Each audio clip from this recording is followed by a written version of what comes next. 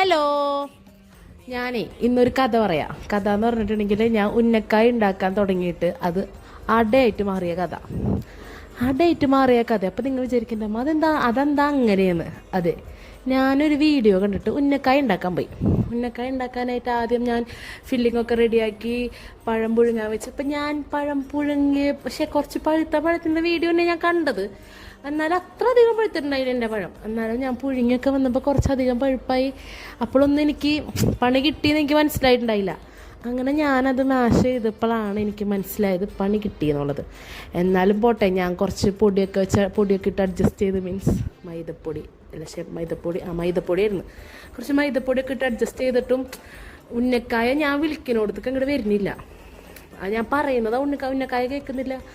അപ്പം ഞാൻ എന്ത് ചെയ്ത്, എന്നാലും ഞാനൊരു 5-6 ഉണ്ടാക്കി ഒപ്പിച്ച്. ഒരെണ്ണൊക്കെ ഉണ്ടാക്കിയപ്പോൾ ഉണ്ടടാ ഭയങ്കര വലുത്.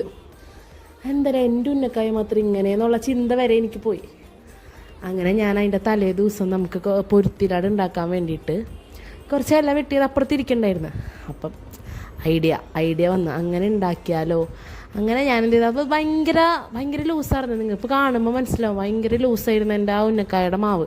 അപ്പം ഞാൻ അതിലേക്ക് കുറച്ചും കൂടി അരിപ്പൊടി ഇട്ട് കുഴച്ചിട്ട് എന്ത് ചെയ്ത് ഇലയിൽ വെച്ചിട്ട് ഇലയപ്പം പോലെ ഉണ്ടാക്കി.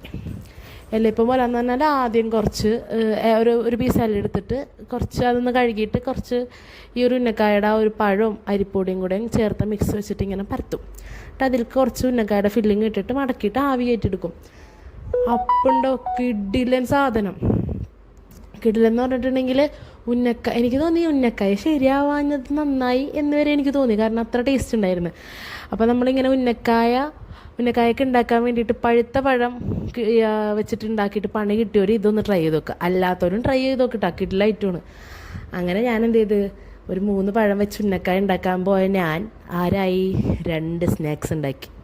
ഞങ്ങൾക്ക് നോമ്പായിരുന്നു കഴിഞ്ഞ ദിവസം. അപ്പോൾ ആ ബറാത്തിൻ്റെ നോമ്പിനുണ്ടാക്കിയത് തന്നെ. അപ്പം ഇങ്ങനെ ഒരു വെടിക്ക് 2 പക്ഷി എന്ന് പറഞ്ഞ പോലെ എനിക്ക് 2 സ്നാക്സ് കിട്ടി.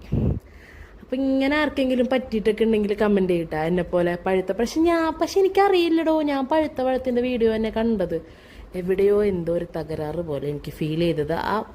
ആ ഒരു മിക്സ് എടുത്തിട്ട് ഞാൻ ഫില്ലിങ് വെക്കാൻ വേണ്ടി കയ്യിലെടുത്തപ്പോഴാണ് എനിക്ക് പണി കിട്ടി എന്ന് മനസ്സിലായത്.